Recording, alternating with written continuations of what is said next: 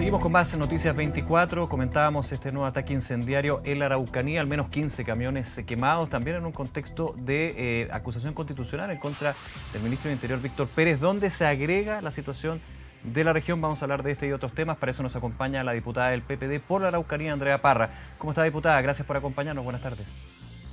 Buenas tardes, Nicolás. ¿Cómo evalúa lo que es este nuevo acto, este nuevo ataque en la región, especialmente con la quema de camiones, que se va sumando también, desgraciadamente, una seguidilla de hechos que preocupan en demasía? Bueno, lo cierto, Nicolás, es que yo creo que estamos en la peor situación que hemos visto en décadas en la región. Yo te lo digo con conocimiento de causa, he vivido toda mi vida en la región de la Araucanía y la verdad es que nunca habíamos visto el nivel de violencia y de actos delictuales relacionados, ¿no es cierto?, con esta violencia, quema de camiones, muertos que tenemos hoy día. La verdad es que estamos con una situación de desesperanza, de tensión tremenda, muy, muy grande, muy complicados en la región. Diputada, estábamos conversando hace algunos minutos con el diputado Miguel Mellado y él decía, en la Araucanía no hay Estado de Derecho. ¿Está de acuerdo con esa aseveración? No, yo creo que no es así. Sí podría coincidir con él que pareciera, ¿no es cierto?, que el gobierno se cansó de gobernar porque han tomado palco en toda esta escena. Su política de centrar toda la acción frente al conflicto mapuche y otras cosas más ha sido de solamente tomar la estrategia del orden público, y la verdad es que en vez de mejorar la situación ha empeorado. Entonces, eso muestra una visión bien pequeña, digamos, de la compleja situación que vive la Araucanía, y que en definitiva no es solo una situación de orden público, por supuesto que se refleja de esa manera, pero minimizarla o señalar que no hay Estado de Derecho, la verdad es que ni yo, que soy opositora del gobierno, me atrevería a hacer una aseveración como esa. Aquí hay análisis para todo, por eso es interesante conversar con usted, diputada, como nos dice, ha vivido toda su vida en la Araucanía. Yo le comentaba al diputado Mellado, muchas veces es fácil hablar de Santiago, una situación que no es bastante lejana, de espectador. Y en ese punto, ¿cómo de alguna manera podemos, no voy a decir solucionar, porque es una aspiración que tenemos todos, por supuesto, pero sí ir encauzando un hecho que algunos dicen, a ver, aquí, ustedes dicen, no es solamente el orden público, hay también un tema político, pero en estos casos, y por lo menos la información que se maneja, son grupos pequeños que no tienen nada que ver con una reivindicación política. Está el robo de madera, han sido muy críticos los diputados y diputadas y parlamentarios generales de Chile Vamos por el no apoyar este proyecto del robo de madera, ahí donde se generan los hechos delictuales de violencia. ¿Cómo de alguna manera podemos ir consensuando desde una mirada de acuerdo nacional? Porque al parecer los polos en ver una eventual o eventuales soluciones para el conflicto que se vive en la Araucanía son bastante lejanos. Sí, lo que pasa es que yo creo, y en eso comparto contigo, que hay que salir un poco de las trincheras.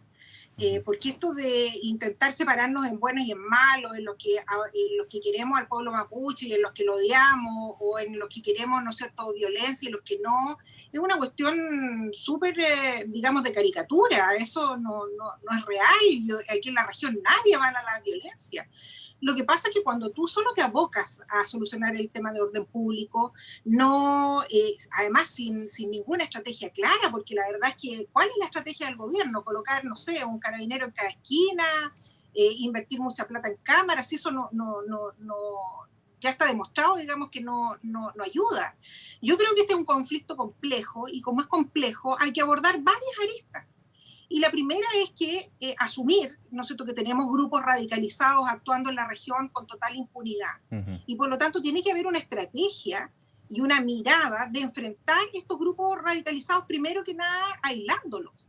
Entonces ahí el gobierno ha abandonado absolutamente el diálogo con las comunidades, porque si bien es cierto, los grupos radicalizados han actuado desde largo tiempo, hoy día están desatados, porque el propio gobierno ha abandonado el diálogo con aquellos que son más pacíficos y que terminan muchas veces sumándose a estas acciones que son más radicalizadas. Sí. ¿Por qué Entonces, cree usted, diputada, perdón, que a su juicio el gobierno ha abandonado el diálogo con aquellos no radicalizados, que finalmente hay que dejar a un lado de estos grupos que menciona?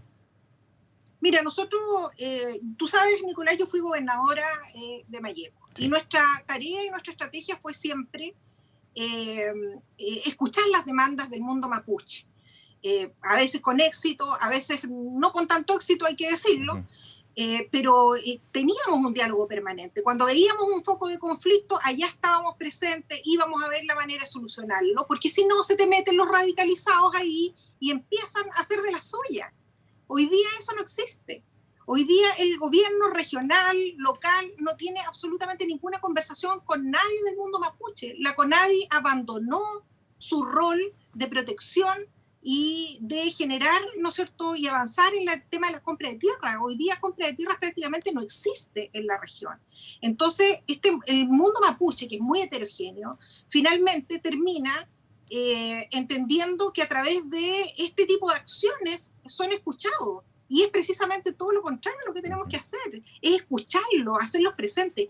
Tenemos que conducir y encauzar las demandas mapuche, ¿no es cierto?, a través de la vía institucional. ¿Qué liderazgos mapuches tenemos hoy día que puedan encauzar las demandas? Ninguna, porque no tenemos el Consejo de todos los pueblos todavía, no tenemos escaños reservados en el Parlamento. Entonces, ¿con quién hablas si no encauzas esto por la vía institucional? Y ese es el problema. Entonces, finalmente, diputada, perdón, le pregunto, ese es el problema porque conversaciones han habido durante varios gobiernos, durante mucho tiempo, qué bueno que así sea, pero uno ve que esas conversaciones finalmente no terminan en algo concreto. Usted señala puntos que están en la palestra, que están siendo discutidos, los escaños reservados, por ejemplo, lo que puede ser la declaración de un Estado plurinacional. Hay varios puntos ahí, pero solamente se queda en eso y se lo pregunto desde la óptica de los afectados por estos ataques. No solamente el gran empresario forestal, sino pequeños empresarios que finalmente tienen que ver, por ejemplo, cómo sus camiones son destruidos, sus tractores, sus casas, y para qué decir casos bastante más trágicos que han ocurrido en esta situación. Bueno, yo creo, ¿no es cierto?, sin temor a equivocarme, y te vuelvo a insistir, que hay que tomar acciones en distintas áreas.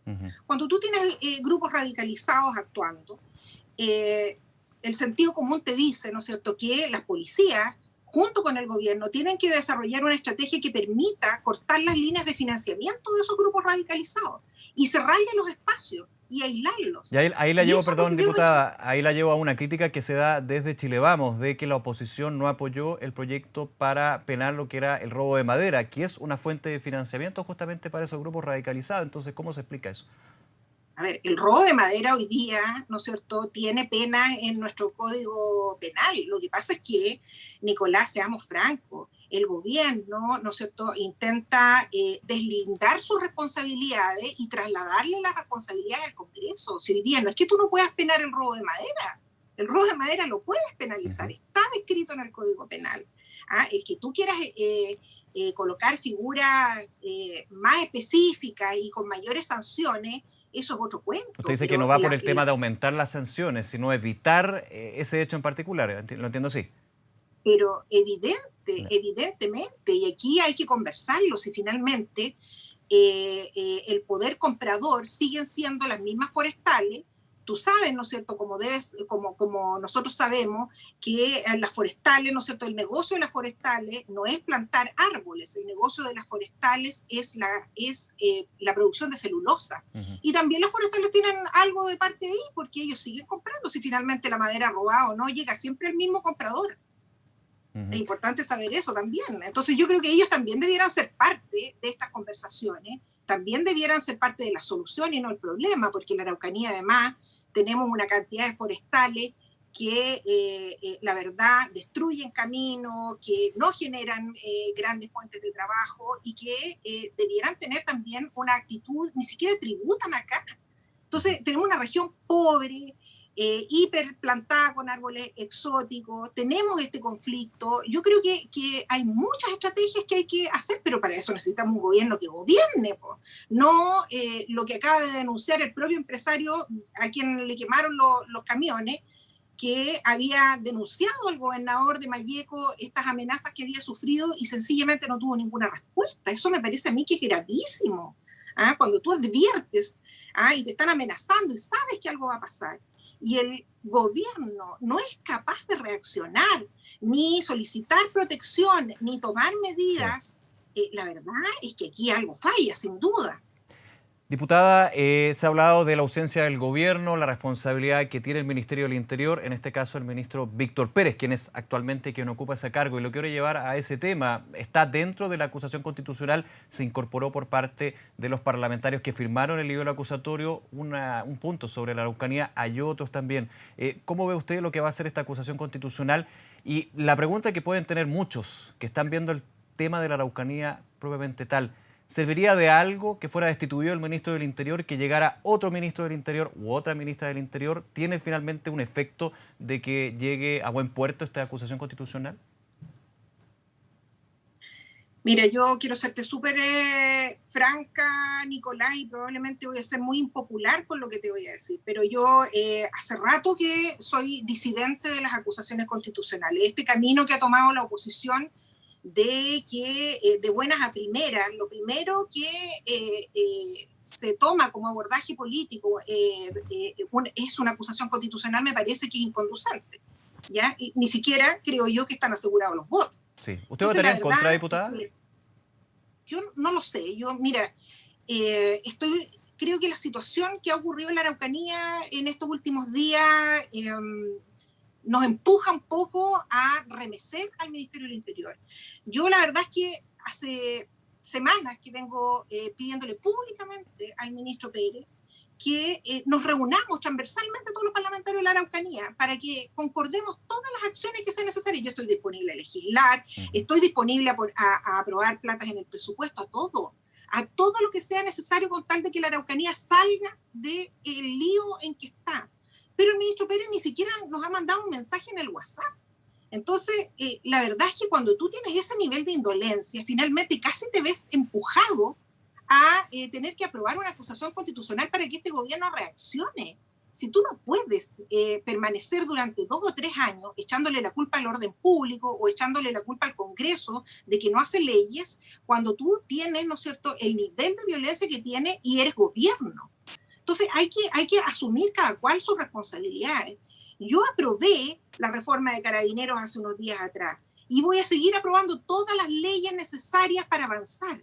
Pero por favor, necesitamos un gobierno que se haga responsable, que gobierne.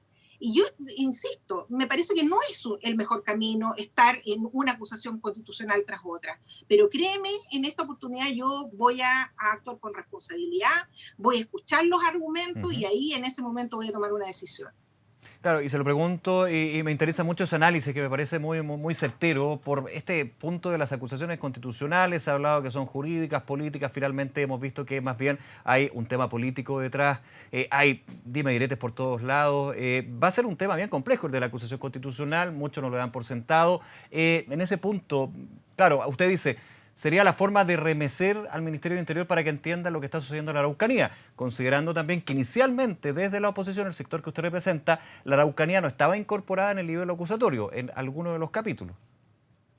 Bueno, yo creo honestamente que se incorporó precisamente porque habíamos muchos de la región de la Araucanía que teníamos algunas dudas. O sea, se estaban buscando Y votos, para entenderlo bien.